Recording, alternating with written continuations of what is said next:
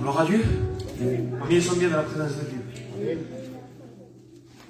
Voilà, déjà 6h11, alors on va essayer de faire vite, de rentrer directement dans la parole de Dieu. Vous savez, prêcher pour moi c'est un privilège, c'est une joie, c'est un plaisir. Moi j'aime prêcher. J'aime prêcher. Ce n'est pas un problème pour moi qu'on me dise tu prêches toute la semaine, mais je serai le plus heureux, en vérité. Et vous savez, ma plus grande crainte aussi, ma peur la plus grande, c'est de prêcher pour prêcher. Parce que prêcher, c'est pas vraiment difficile.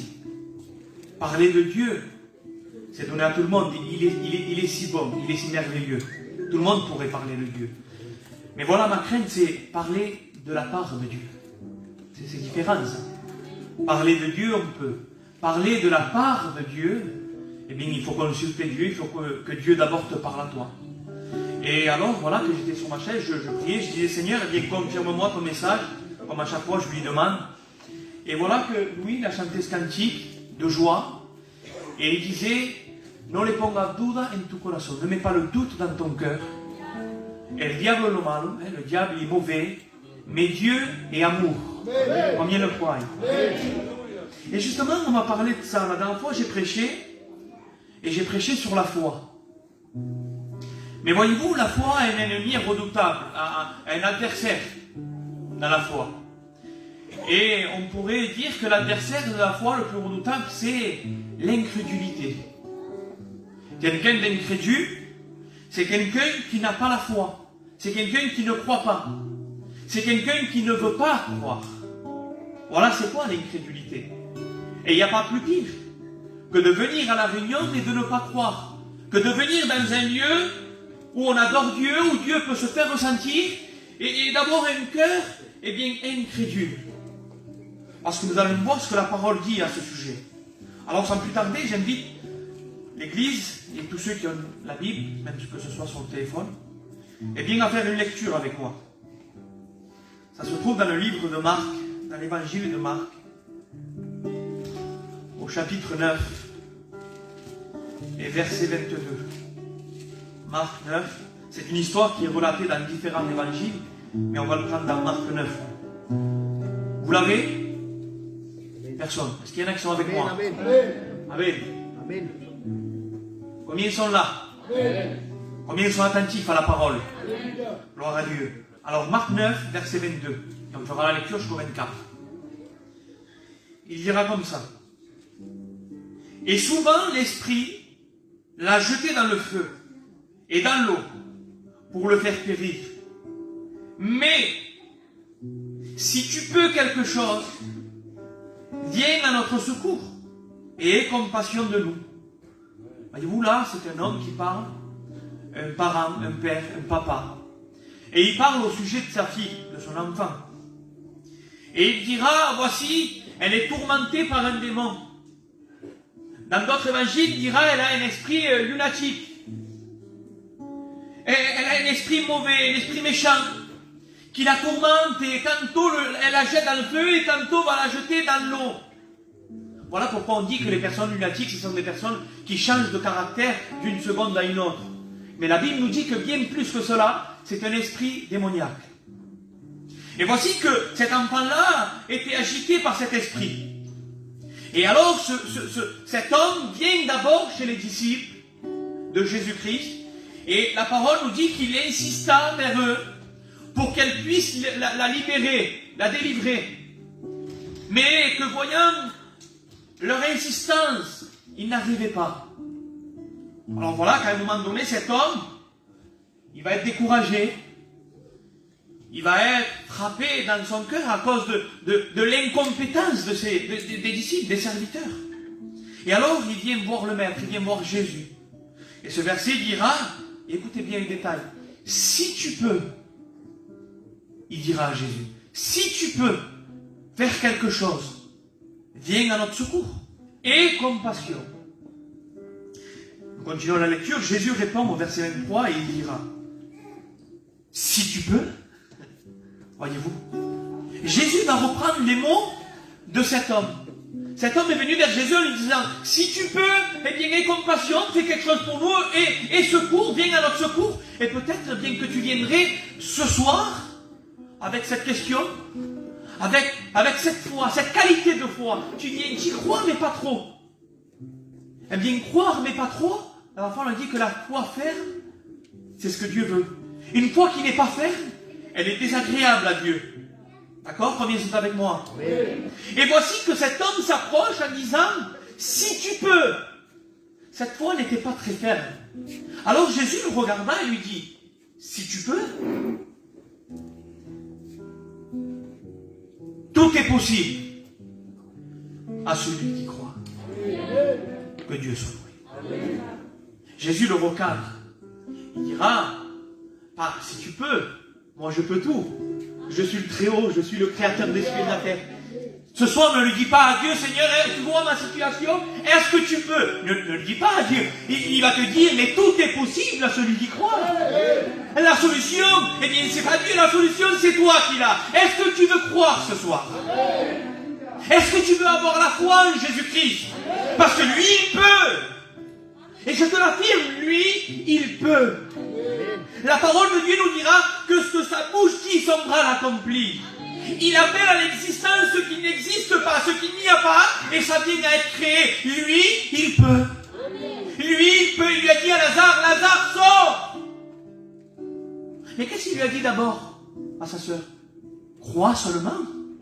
Crois seulement et tu verras la gloire de Dieu. Crois. Toi, ton souci, c'est pas le pouvoir de Dieu, c'est pas la puissance de Dieu ce soir. Dieu est tout puissant. Amen. Mais dans nos vies chrétiennes, dans ta vie à toi, peut-être que tu ne connais pas le Seigneur. Le souci, le problème, la difficulté, c'est ton incrédulité. Que Dieu soit. Est-ce que tu crois vraiment? Amen. Ou est-ce que tu viens avec si tu peux, Seigneur? Nous allons voir les différences. La Bible nous dit clairement une vérité. L'homme est au milieu d'un choix. Et ce choix va faire qu'on va balancer d'un côté ou d'un autre. Ou on sera des hommes de foi, ou on sera des personnes incrédules. D'accord? Combien veulent avoir la foi? Voilà que la Bible nous dit que la foi vient de ce qu'on entend, et ce qu'on entend est une parole de Christ. Or, notre foi, je dis bien notre foi, est amorcée et mise en valeur et attiré par la prédication de Christ. Celui qui va attirer ta foi à se mettre à l'action, c'est Jésus-Christ, alléluia. C'est la prédication. Mais voilà que de même que la foi a quelqu'un qui attire et qui active sa foi, qui est Jésus-Christ, l'incrédulité aussi. L'incrédulité aussi a un maître. L'incrédulité aussi a quelqu'un pour attirer vers son côté. La parole de Dieu nous dira cette histoire dans Matthieu 13, versets 24 à 25. Nous dira qu'à un moment donné, il y avait un champ. Et un semeur sortit pour semer. D'accord? Mais à un moment donné, les disciples se sont endormis. Et l'ennemi c'est le diable. L'ennemi c'est notre adversaire. Dira que l'ennemi, pendant la nuit, est venu aussi semer. Oui, Dieu n'est pas le seul à semer. Dieu sème sa parole. Et sa parole, eh bien, fait agir en nous notre foi. Mais l'ennemi aussi a une parole. Et la parole de l'ennemi, eh bien, te pousse à aller du côté de l'incrédulité. La parole de l'ennemi veut t'influer, veut te faire agir en sorte que tu puisses douter de Dieu. Regarde, la parole de Dieu, à travers le Saint-Esprit, la Bible dit qu'elle convainc les cœurs. Elle convainc de péché, elle convainc de justice, elle convainc de jugement. La parole de Dieu est, je ne sais pas comment on le dit en français, convaincre, ça me conjugue.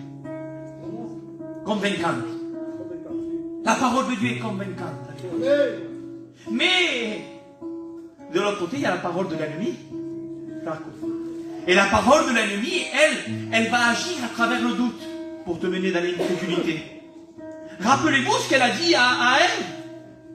Est-ce que Dieu a réellement dit? Est-ce qu'il a réellement dit que tu ne mangeras pas? Vous voyez, il va semer le doute à travers sa parole. Et à travers le doute, alors il va vouloir t'attirer dans l'incrédulité. Il va vouloir t'attirer dans la dureté. Il va vouloir endurcir ton cœur. Et bien des fois, c'est ce qui arrive avec nous. Nous voyons le problème, nous voyons les difficultés, et au lieu d'écouter la parole et de dire Seigneur, j'ai foi, à toi tout est possible, nous laissons le problème nous accabler. Nous laissons la maladie nous accabler. Vous savez, c'est comme Job. Job a eu des problèmes, Job a eu des difficultés, et on connaît l'histoire de Job. Et des messagers sont venus. 3 messagers, apportant des nouvelles désastreuses. Mais Job continue à avoir la foi. Et à un moment donné, sa femme va venir. Mais maudis ton Dieu, laisse-le, relie-le. Voilà ce que l'ennemi veut faire. Que tu le relies, que tu puisses baisser les bras. Que tu dises, mais c'est plus possible, c'est pas possible, la situation est désastreuse. Regardez, même ses disciples n'arrivaient pas. Cet homme était venu vers les disciples.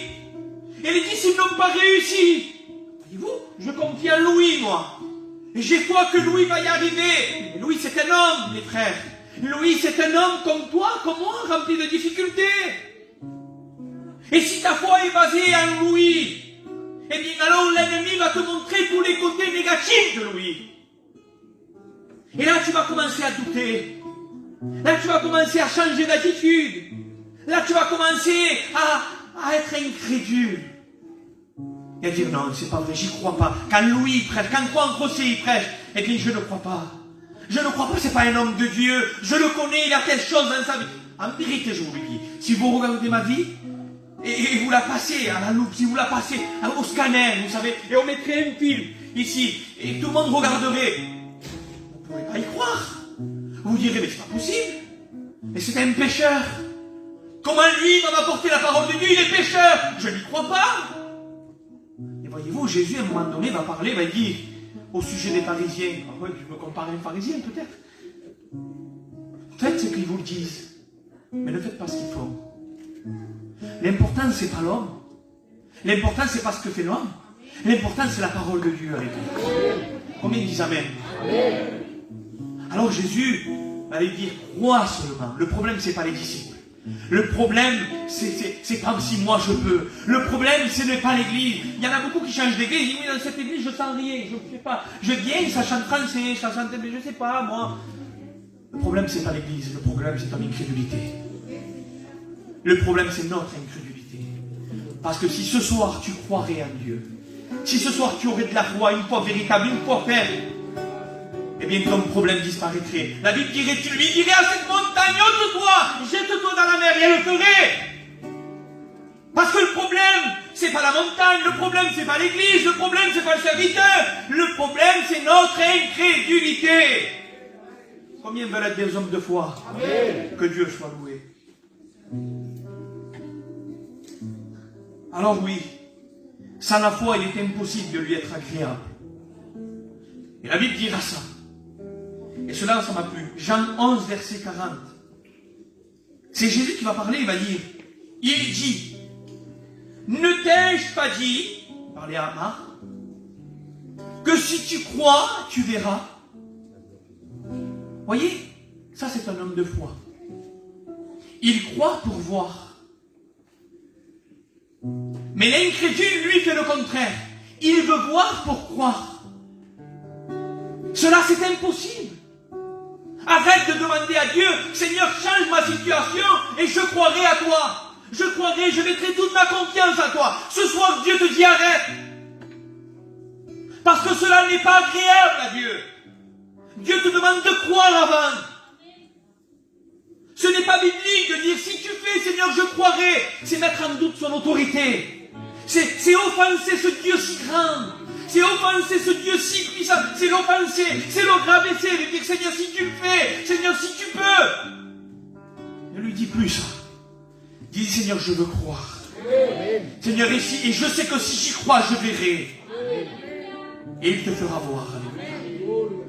Or, la foi, sans la foi, il est impossible de lui être agréable à Dieu. Et ce verset-là continue en disant, car il faut que celui qui s'approche, Hébreux 11, verset 6, il faut que celui qui s'approche de Dieu croie en Dieu. D'abord croire. Tu t'approches, mais approche-toi en croyant. D'abord crois, parce qu'on voit ce qu'il en vient après quand tu crois. Si tu es ici et que tu crois ce soir, regarde la Bible ce que dira, et qu'il est le rémunérateur de ceux qui le cherchent. Qu'est-ce que ça veut dire rémunérateur? Il est celui qui paye. Il est celui qui va te rémunérer. Il est celui qui va te récompenser. Il est celui qui récompense la foi. Si tu viens ici, tu ne crois pas, tu es incrédule. La Bible dit, Jacques 1, versets 6 à 8, que celui qui demande à Dieu et qu'il doute, qu'il ne s'attende à recevoir rien du tout de Dieu, ne t'attends pas à recevoir. Ne t'appelle et ne dis pas, je viens, je vais demander. Non, regardez, je dis, mais qu'il le demande avec foi, sans douter, car celui qui doute est semblable au flot de la mer, agité par le vent et poussé d'un côté à un autre. Qu'un tel homme ne s'imagine pas, ne l'imagine même pas, puisse recevoir quelque chose de Dieu. C'est un homme irrésolu, inconstant dans toutes ses voies. Vous voyez, c'est tragique. Hein? Quelqu'un d'incrédule, quelqu'un qui a le doute dans son cœur, il ne peut rien recevoir de Dieu. Et vous savez ce que Dieu a donné? Vous savez c'est quoi le don de Dieu? Le don de Dieu, c'est Jésus-Christ. Car Dieu a tant aimé le monde qu'il a donné son Fils. Et tu vois, si tu es incrédule, si tu viens ici, tu ne crois pas, si tu viens ici en lui disant, Seigneur, est-ce que tu peux? C'est faire offense au sacrifice. C'est offenser le sacrifice. C'est diminuer le sacrifice. C'est lui dire, Seigneur, je n'y crois pas à ton sacrifice. Et la Bible te dit, ne t'attends pas alors à le recevoir. Parce qu'un tel homme ne reçoit rien de Dieu. Hébreux 3, verset 12, dira, prenez donc garde les frères. Prenons garde cet après-midi. Prenez garde que personne parmi vous n'ait un cœur méchant et incrédule. L'incrédulité ne touche pas que les païens. L'incrédulité ne touche pas que les athées. L'incrédulité peut aussi toucher un chrétien. Un chrétien qui a perdu la foi. Un chrétien qui n'y croit plus. Un chrétien qui vit avec les bras baissés, qui dit c'est plus possible. Je suis au fond du puits et personne ne viendra me chercher. Eh bien, c'est un chrétien qui fait naufrage à la foi. C'est un chrétien qui devient incrédule. Eh bien, si ce soir, tu pourrais lui dire, Seigneur, viens au secours de mon incrédulité. Eh bien, lui, il viendrait. Lui, il viendrait. Il agirait avec puissance et gloire dans ta vie. Moi, je sais ici qu'il y en a. Je le ressens dans mon cœur. Je sais qu'ici, il y en a qui ont baissé les bras. Je sais qu'ici, qu'il y en a qui se sentent submergés par les problèmes. Je sais qu'ici, il y en a qui se sentent dépassés par leur situation. Mais sache une chose, Dieu est le Tout-Puissant. Et s'il est le Tout-Puissant, alors oui, il peut, je te le répète, il peut. Il peut pour vous la jeunesse. Il peut pour nous, pour vous les plus anciens. Il peut aussi pour toute l'église. Pour que tu sois une sœur, que tu sois un frère, que tu sois le dernier là-bas au fond, ou que tu sois le premier ici devant. Il peut. Je voudrais insister, c'est simple la parole de Dieu, mais je voudrais insister sur ce mot. Il peut. Je voudrais que l'église d'ailleurs le dise avec moi. Allez, bien fort. Il peut. Allez, on lève la main. Il peut. Car tout est possible à celui qui croit. Combien croient ce soir? Alors il peut. Que Dieu soit loué. Dès maintenant, je sens Jésus dans mon cœur. Je sais qu'il peut agir. Je sais qu'il va agir. Je sais qu'il peut briser les chaînes. Ce soir, je voudrais évangéliser. Je sais qu'il peut te changer. Je sais qu'il peut te transformer. Je sais qu'il peut, tu comprends? Je sais qu'il peut te libérer du tabac. Je le sais. Il peut. Non, les gars, Seigneur, est-ce que tu peux? Non, non. Il peut. Et il va le faire. Est-ce que tu as la foi? Est-ce que tu as la foi? Alors il peut, il va le faire. Alléluia. Nous croyons dans la puissance de Dieu. Que Dieu soit loué. Romains 10, verset 10 dira, car c'est en croyant du cœur qu'on parvient à la justice, et qu'en confessant de la bouche, on arrive au salut. Ce soir, crois de ton cœur et confesse dans ta bouche. Dis, Seigneur, oui, c'est vrai. Bien des fois, on met pas attention à la confession, mais la Bible nous enseigne, c'est en croyant du cœur et en confessant de la bouche, frère. Je le crois, je le proclame. Je le crois, je l'annonce. Je le crois, je le conteste, je le dis. Oui, Seigneur, tu peux.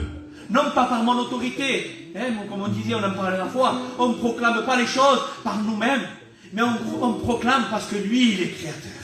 On proclame l'autorité de Jésus. On l'acclame. On lui demande, Seigneur, toi tu peux. Et il le fait.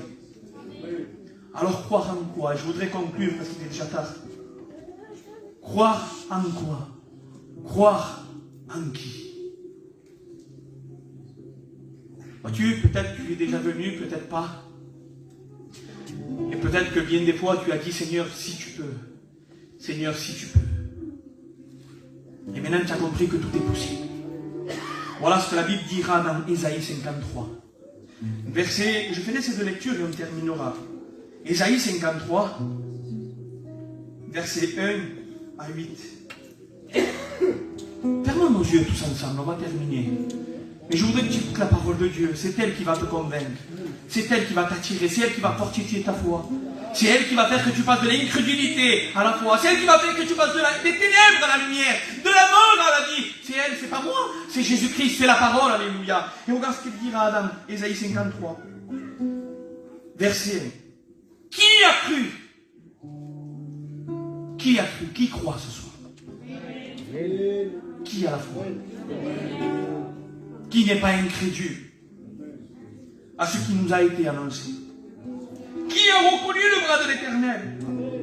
Il s'est élevé devant lui comme une faible plante, comme un rejeton qui sort d'une terre desséchée. Il n'avait ni beauté ni éclat pour attirer nos regards. Son aspect n'avait rien pour nous plaire. Méprisé et abandonné des hommes, homme de douleur et habitué à la souffrance. Semblable à celui dont on détourne le visage. Nous l'avons dédaigné, nous avons fait de lui aucun cas. Cependant, ce sont nos souffrances qu'il a portées. C'est tes souffrances. C'est de nos douleurs qu'il s'est chargé. Et nous l'avons considéré comme puni, frappé de Dieu, humilié. Mais il était blessé pour nos péchés, brisé pour nos iniquités. Le châtiment qui nous donne la paix est tombé sur lui. Et c'est par ses meurtrissures que nous sommes guéris. Nous étions tous errants comme des brebis. Chacun suivait sa propre voie. Et l'Éternel a fait retomber sur lui l'iniquité de nous tous. Il a été maltraité, il a été opprimé. Il n'a point ouvert la bouche. Semblable à un agneau. Jean dira, voici l'agneau de Dieu qui ôte le péché du monde. Qu'on mène à la boucherie. Une brebis muette devant ceux qui l'attendent. Il n'a point ouvert la bouche. Il a été enlevé par l'angoisse et le châtiment. Et parmi ceux de cette génération ce soir, qui a cru? Est-ce que tu vas continuer à être incrédule? Ou est-ce que tu voudrais croire? Croire en quoi? Croire en qui?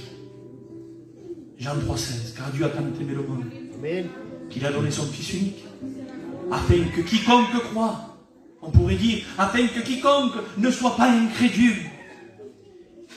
eh bien il a la vie éternelle. Acte 2 nous dira, et verset 37, qu'après avoir entendu ces paroles, ils eurent leur cœur vivement touché. Alors ce soir, je t'invite à fermer tes yeux. Et si cette parole t'a touché, Pierre va leur dire un conseil. Repentez-vous premièrement. Mais de quoi? Seigneur, je te demande pardon. Moi le premier en tant que candidat. Je demande pardon pour mon incrédulité. Je demande pardon, Seigneur, pour ma dureté. Seigneur, à chaque fois que j'ai douté, Seigneur, je te demande pardon. Pardon, Seigneur, parce que j'ai douté en toi. J'ai eu peur, Seigneur. Quand la mer s'est élevée, quand le vent a soufflé, quand j'étais dans la barque, Seigneur, et que j'ai vu les flots m'engloutir, Seigneur, j'ai eu peur, j'ai douté. Je te demande pardon.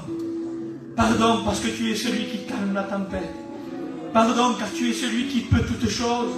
Seigneur, pardon, car je sais, j'ai compris devant ta parole, j'ai compris, ton esprit m'a convaincu, Seigneur, ce soir. Seigneur, il m'a convaincu, Seigneur, que tu es par qui toutes choses sont possibles. Seigneur, bénis mes frères, bénis la congrégation, bénis, Seigneur, ceux qui ont besoin. Seigneur, bénis, pardonne ceux qui ont douté, pardonne les incrédules. Seigneur, qu'on puisse croire ce soir tous ensemble. Seigneur, que tu es le véritable, que tu es venu pour sauver. Seigneur, que tu es venu pour détruire les œuvres du diable. Seigneur, et cette œuvre-là était de nous mettre tous en doute, était de nous endurcir. Mais tu es celui qui brise les cœurs des pierres. Seigneur, et tu mets un cœur de chair. Que ton nom soit loué. Siga adorándole, continúa.